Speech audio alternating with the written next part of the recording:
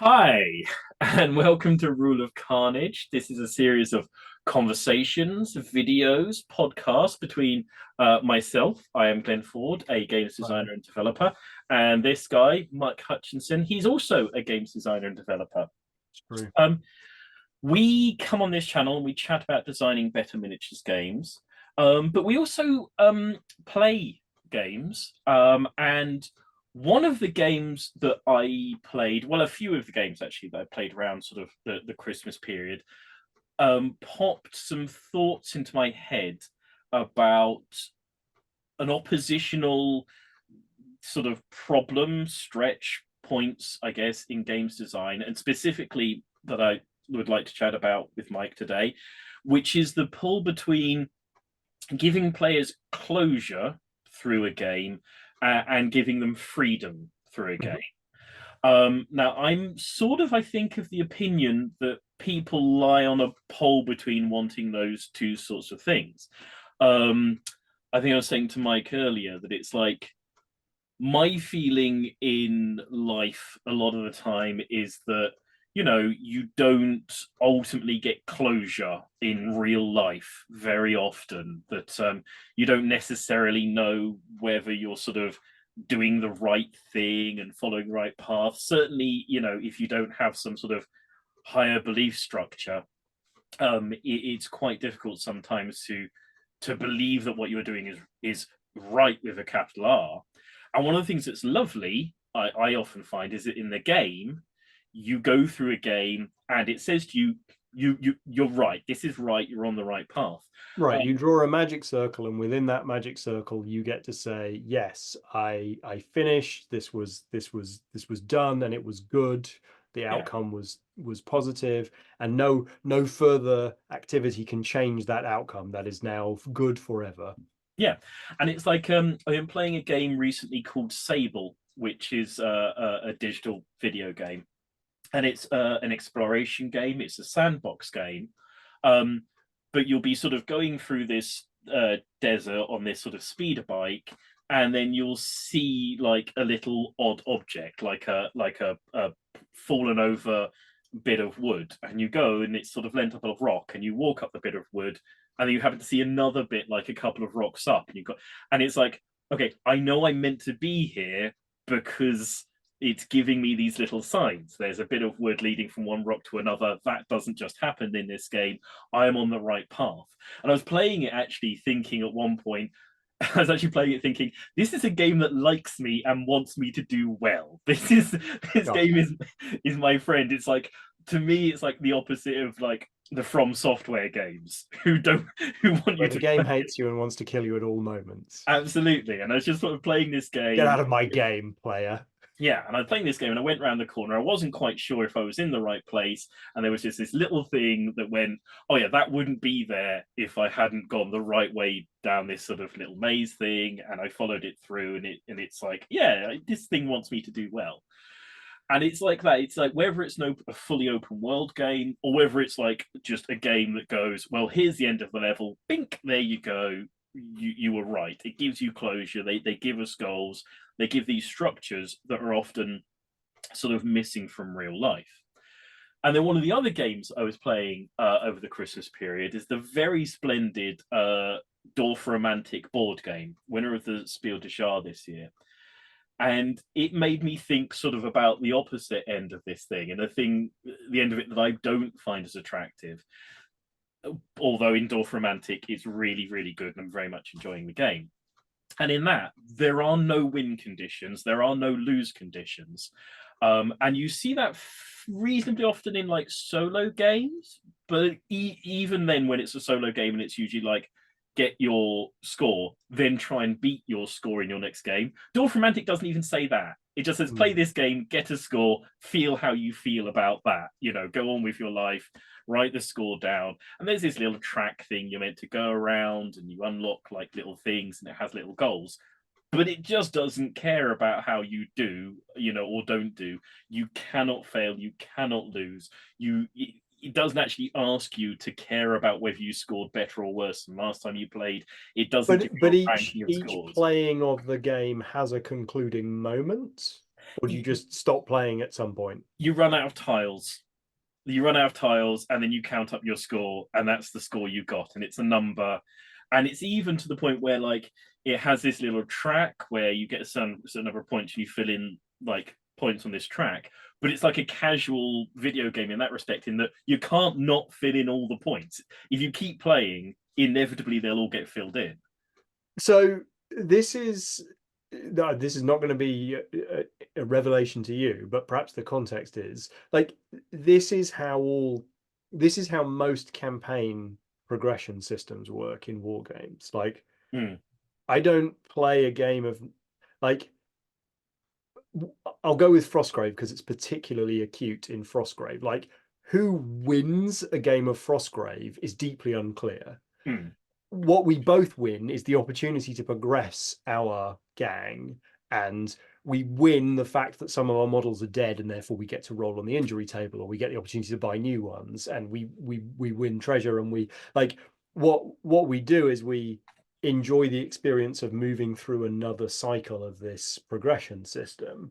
And there's plenty of miniature games where the actual closure of the game results is borderline insignificant.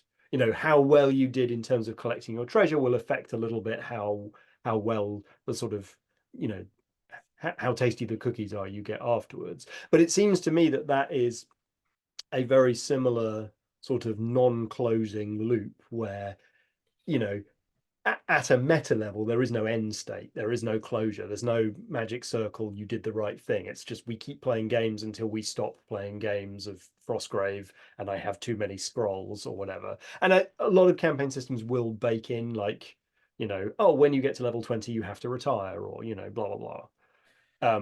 But I think that those are mostly there because, as we have talked at extensive length, like there is a design problem, which is that endless campaigns don't end. So how do you end an endless campaign? And it's interesting because what you're suggesting here is no, don't end an endless campaign. That's not the point. The point is to keep playing until you choose to stop playing it. Like it doesn't need an end state. It's another way of looking at the challenge of endless campaigns. Well, yeah, I mean, I suppose this is the nub of like, yeah, what I want to talk about is that I genuinely don't know sort of which is the right way to go. And I say this as somebody who really, really wants closure when I'm playing a game. I mean, I'm the Well, I person. think that's also because of the player persona you are. Like you can't complete, some proportion of your enjoyment of games is completing the like play to prove loop. And Mm. you can't find out if the decisions that you made were effective unless there is a moment where the game goes, yes, well done, you've made effective decisions. Well, Congratulations. well, or the game goes, no, you fool, you didn't Yeah, make yeah. effective design. That's Either way, you fine. get some confirmation that you did a thing and the thing Yeah. is done. I mean, yeah, I mean, I'm the idiot who played through like the whole of the end times like campaign from end to end over multiple years because I really value that sort of putting a full stop at the end of something. Um, you know, I just yeah, I needed closure. I played all of the end times. yeah, and that was not necessarily a pleasant experience for the most part of it. And it's No, like, but it happened. and even saying that, and I think saying that partly because like having played Dwarf Romantic, and it is so deftly done, and even whilst playing it, and like everything in it, genuinely everything in that box is absolutely pitch perfect. I'm playing it and I was packing it away. I'll tell you an example of quite how wonderfully pitch perfect it is. There's a little bit that tells you how to pack it away correctly in the various slots within the inlay, because the inlay is perfectly judged for exactly what you need, and that's just delightful.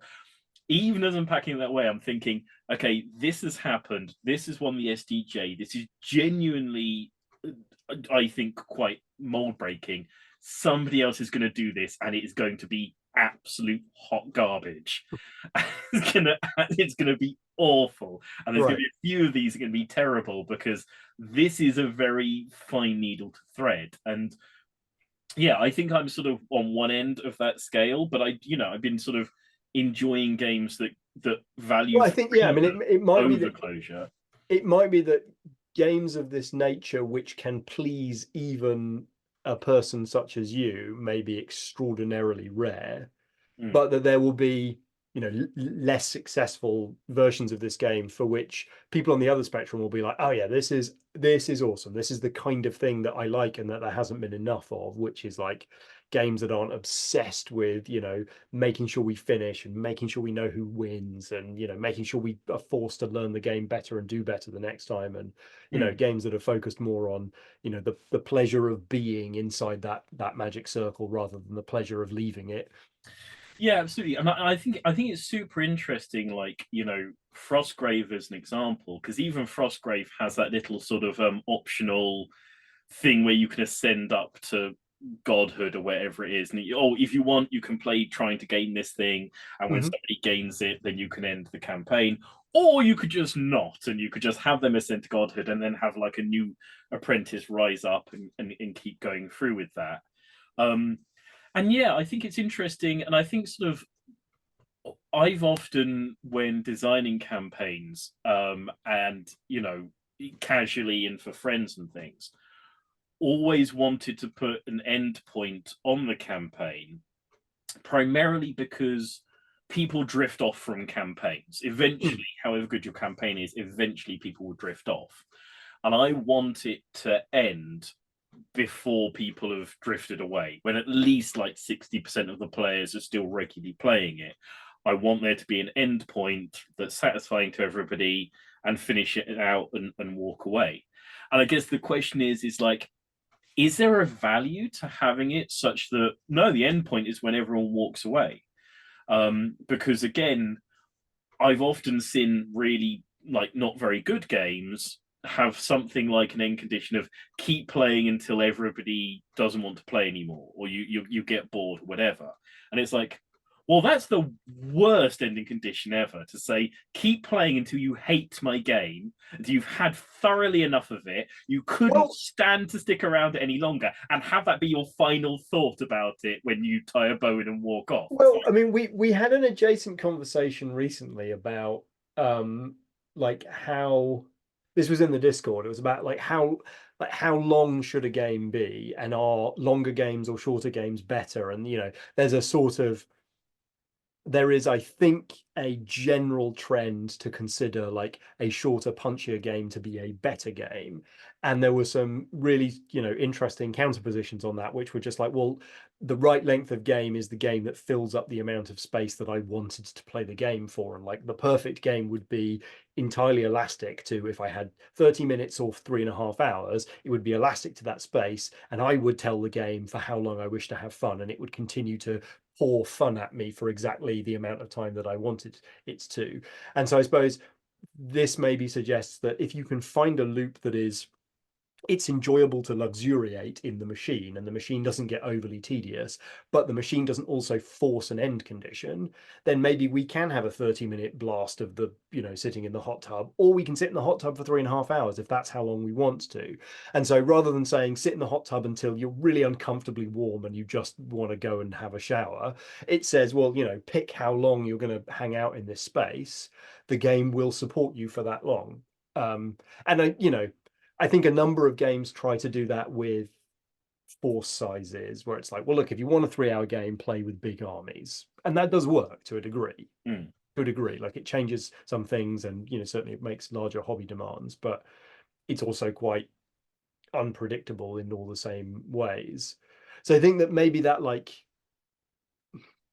if there was a way of delivering that, like, you know, how long does this game take to play? Well, it takes exactly the amount of time you want it to play, and it always functions accurately under that requirement. Like Mm. you could you even make a game that had closure that operated under those constraints? Yeah, I know it's and it is an interesting. I think it's an interesting subject. Like in relation to minis games, particularly, it's interesting you bring up campaigns, because it's like minis games always have like this closed unit of the actual tabletop game where you play, bang, you get a result of some level or degree, and it's sort of hopefully reasonably It's satisfying. one of the weirdly discrete things about them, actually. Yes, no, yeah, in many ways. And then you get campaigns, and the thing about campaigns is that by and large they don't get finished. They get started, but they don't get finished, and everyone drifts off at some point, and you don't get that sort of bullet point ending to them. Which I don't know if that's why I'm so obsessed with campaigns, ironically. And The it's white whale of campaign closure. yeah, no, absolutely, and it is interesting, like you say there about like you get a game you can play until you choose to stop for exactly as long as you want to choose to play it, because that's most video games these days. Now that I don't have to insert a tape into my Spectrum, most video games I click a button and I save, and it's just done. And even like permadeath roguelikes, I click a button and it saves, and then it dumps me out of the game, but it doesn't force me to keep playing until I get to the end of the level, or whatever it happens to be. It's Or fairly they politely put save blobs at least yes, close yes, enough. or you go, I'm thinking of Dead Space because we just finished talking about horror. Like yeah, yeah, yeah. part of the horror of Dead Space is I don't know when the next save box is going to be available. Yeah, no, absolutely. Yeah, yeah. A lot of horror games, like the Resident Evils, famously, it's like, how far is it to the next typewriter? Can I get back to the typewriter? Do I have enough save reels to be Right, able? and so that's like a micro closure loop. Uh, Yeah, but yeah, like I think the general case is true. It's like in digital gaming, I choose how long I play for. yeah, and it's like there's a game called Time Stories, a board game that I very much enjoyed, and it's a sort of narrative, card based, sort of choose your own adventure kind of a game. And that has a system so that you can save the game halfway through. Like, has a very convoluted inlay in the box, and it's like, oh, you can put all of the cards in these very specific slots, so you'll be able to know exactly where you were when you come back to it, and you can save halfway through a story, or you can be a nutcase and sit there for about 6 hours playing through the full story from end to end, because you're never quite sure whether you're going to stop at a nice stopping point, and you may as well just do the next turn. And how effective it is on the tabletop, and how achievable it is on the tabletop, whether tabletop games, whether miniatures games specifically, can give you an actual at the table open world free experience, and whether that matters in relation to the fact that, like, list building is very free, making and painting miniatures is incredibly free form. you know is it possible to then create a tabletop minis game that's a free form, giving you freedom elements as opposed to So um yeah. yeah, I'm fascinated by that question. That's a really good way of framing it. And I guess a couple things it brings to mind. One is a, an infamous and rambling conversation we had about whether your game is a game or whether it's a process. Um, because I think this is to a degree like if you strip away the closure, is what you're left with essentially a toy rather than a game? And we get back to some of the fundamentals definitions of that. But one definition that I hold quite dear is there was I can't remember the name of the company right now, but they made mobile games that were targeted at kids.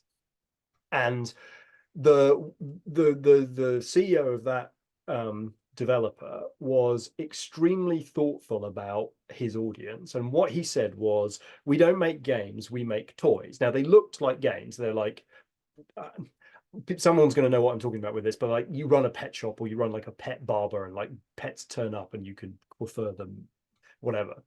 But the point is that he was very clear that what's critical is that parents and kids are able to have control over this experience such that what is happening in their household, in their family environment, is always sacrosanct. And so there is no save, there's no levels, there's no completion moment. What it is it's a toy that when you stop playing it and put it down, it retains the exact state that when you pick it up again, you're exactly where you were before. So there's never had to be an argument between mum and daughter of like, oh, I need you to come off that. It's bedtime. And like, oh, but I'm going to lose my progress and blah, blah, blah, blah, blah. I just need to get to the end of this. Like, no, no, you put it down, you pick it up. It's always exactly the same. And Mm. that difference between, he called that the difference between a toy and a game. And I don't know if that's definitionally defensible in every way, but like for me, it's a useful mental model.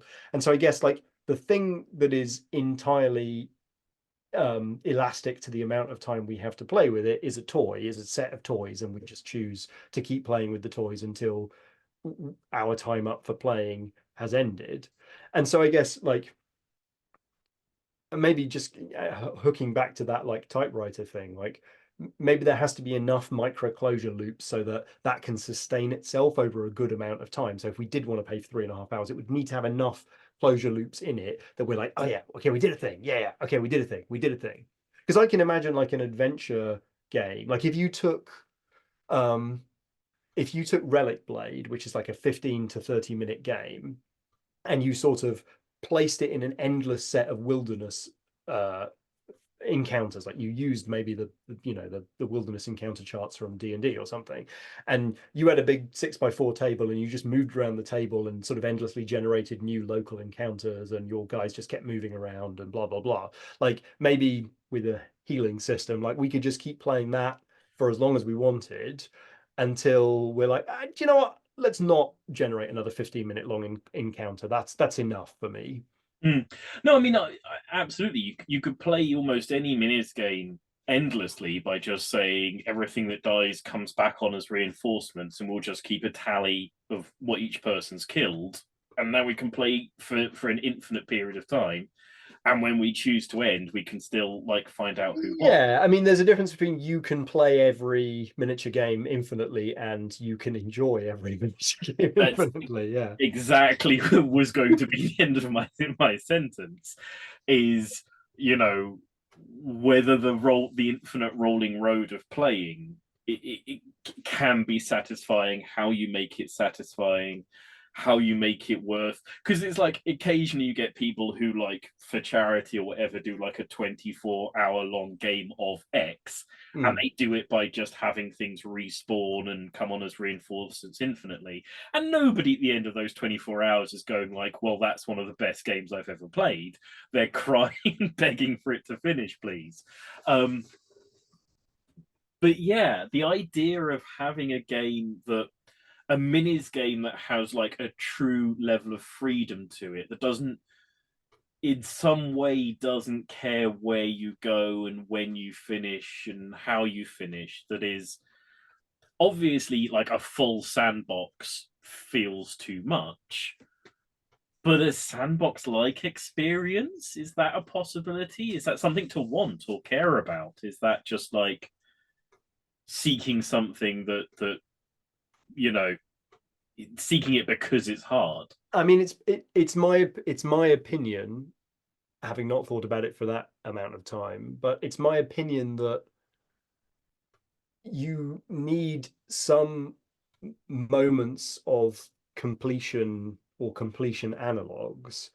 And I think that's a dramatic, that's a narrative necessity. And one of the things that games do so elegantly is that they force narrative conclusions through mechanical resolution systems.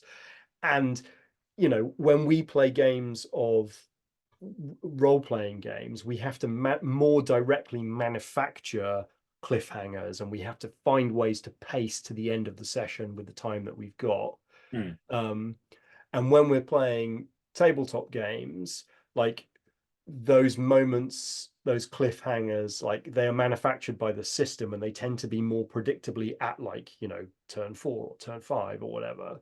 Hmm. Or in a game like Arkham Horror, it's like, I don't know how long this is going to take, but like there's going to be a cliffhanger towards the end. But if we have to stop in the middle of it, it's kind of like, well, we're not really anywhere. We're just sort of in the middle of it. And so I think in order for a game to continue to be interesting over a long period of time, it's going to have to be fractal, and it's going to have narratively interesting beats in it, because otherwise it's just like endlessly waiting rather than, and I don't know, I haven't played the Spiel the Jahr winner myself. Like that sounds like we run out of tiles, so there is an interim beat. Mm. Yeah, no, absolutely. And I think sort of thinking back and relating this as we must do with all things back to Gaslands is that, you know, Oh, I hail. oh hell mighty Gaslands. I play a lot of, demo games of Gaslands with people at conventions who have unknown periods of time and, don't know how long a game of Gaslands takes or whatever, and I can judge pretty well, but not that perfectly. But the thing with Gaslands is you can say we'll call it at the next gate. Wherever you are in the race, you can say next gate wins, and now you're going to finish in like a very specific period of time. And so it's a game that has a Death Race of Gaslands has like levels, has like mini levels where you can stop at any gate you like. And also, I know people who play games of Gaslands with more than one lap. Mad, Mm. mad fools that they are. So that's a game that I think, and we've talked before about, I think that the one of the powerful things about Gaslands is it has very specific and satisfying gameplay loops, Mm. within it that work in very specific ways and satisfy very, very specific sort of desires. And I think if there is, yeah, I think you're right. If there is a game that intends to just be free form and going on forever, I think the mistake would be to try and make it a sort of sandbox in that, okay, here's a tabletop and here are some tables that populate it, but instead to go, okay, here are the beats of what happened, and you can generate more beats if you want to, but here's the discrete thing, and here's a table that can replicate infinitely if you choose to keep playing. But it is not just a free form world in which you adventure. It is a thing with these discrete moments that you could box it out to.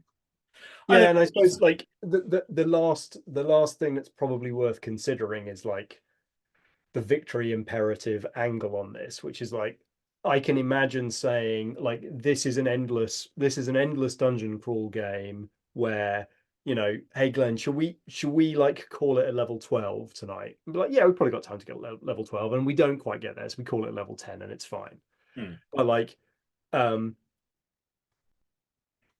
if we're playing a game of Gaslands, we're like, well, let's call it at gate 6, and you're like, okay, we're running out of time. We'll call it at gate 5. Like maybe I win if we call it at gate 5, but you were definitely going to win if we call it at gate 6.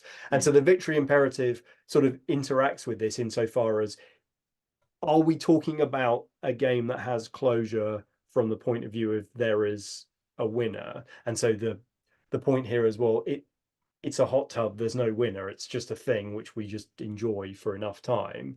Because I think even there, like the places that I would naturally strive for, like they still kind of they still kind of output a winner, because it's just like, well, we'll just have an elastic victory condition. We'll make sure it's a system where wherever you call the victory condition, it still makes sense. But then maybe that dungeon crawl is, maybe the best example that I can come up with, which is like, well, whether or not, like, we'll quit as soon as the first person hits level 12 in this dungeon, or the first, as soon as we clear out dungeon level 12. Like no one wins, we're collaborating. That's a collaborative experience. Yeah, no, totally. Yeah, Dorf Romantic, if I hadn't mentioned it, is a cooperative game. And it's literally at the end, the score is just a number that you are given that has literally Mm. no meaning or purpose whatsoever. And it's even to the point where at the end of every game, you get extra tokens. So you will score more on your next game because you're literally given extra scoring opportunities. So the idea of not advancing as you go through it, even if you don't genuinely like internally learn anything, is bizarre. And yet it's very satisfying for some odd reason. And I think it's a really interesting implementation of those sort of casual tile layer games, which is exactly what it is. Dolph Romantic was originally a video game, and they made it into the tabletop game. And I quite liked the digital game. It's not my favorite of that sort of thing, but it's quite a nice sort of little time killer. I thought they're never going to manage this on the tabletop. It's not going to be the same, and it's exactly the same experience. It's exactly the same sort of lovely little. This is So fun. I I'm guess achieving maybe there's an angle to pick at there, which is like one of the reasons that Gaslands and that game are pleasurable is that there's a tactile pleasure. Like that's one of the things that's nice about video games, that even pointless, kind of endless, not pointless, like things. conclusionless things, it's like they're enjoyable because it's enjoyable to manipulate. Like I'm thinking of Sim City, for example. Like Sim City, I can't remember having an end condition. It probably did, but like I build a city and I watch it sort of bubble up and down, and occasionally a nuclear reactor explodes and I have to fix that. And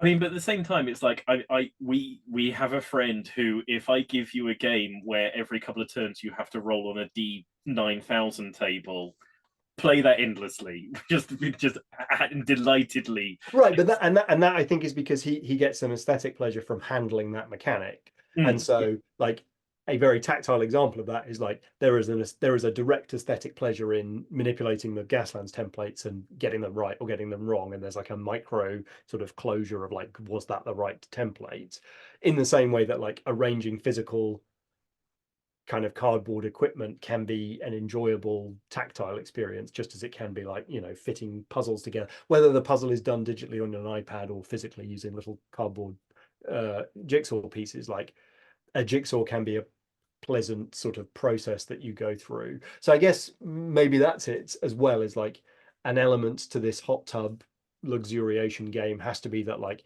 each moment that I'm going through, it's like it's a pleasurable handling experience. Otherwise, I wouldn't want to keep handling it for as long as I want to. Absolutely, yeah. I mean, I think that this is an interesting idea. I definitely think I'm of the opinion that people lay somewhere on a continuum between wanting closure and wanting freedom, and I do think that those are things that any given game design has to choose, because I think they are in some ways directly oppositional. And I think there's a limit to like how far you can pull it with a minis game.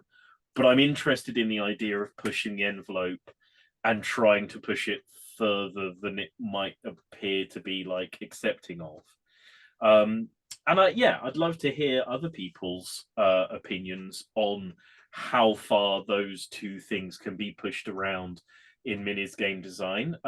If anybody out there is fiddling around with these ideas, I think some people in the Discord have sort of suggested the idea of pushing one or two of them, but it's a weird concept. I think. Please drop down into the comments section and tell me about what way you're interested about playing with it, what you've been trying to tweak, how you've been achieving these things. If you do go down into the comment section, please hit the like and subscribe buttons to make us very happy. And then swing by the Discord, because I do think this is one of those conversations that can be kicked around a bit and fiddled with, and hopefully pop up something inspiring for people. Follow me on social media. Follow Mike on social media. Eventually, he'll start listening. Check out Mike's Patreon in order to encourage this to keep happening in the future. But for now, from this episode of Rule of Carnage, I think that can be a thank you and goodbye. So, bye bye. Bye bye. Bye bye. Bye Thank you. Goodbye. Goodbye.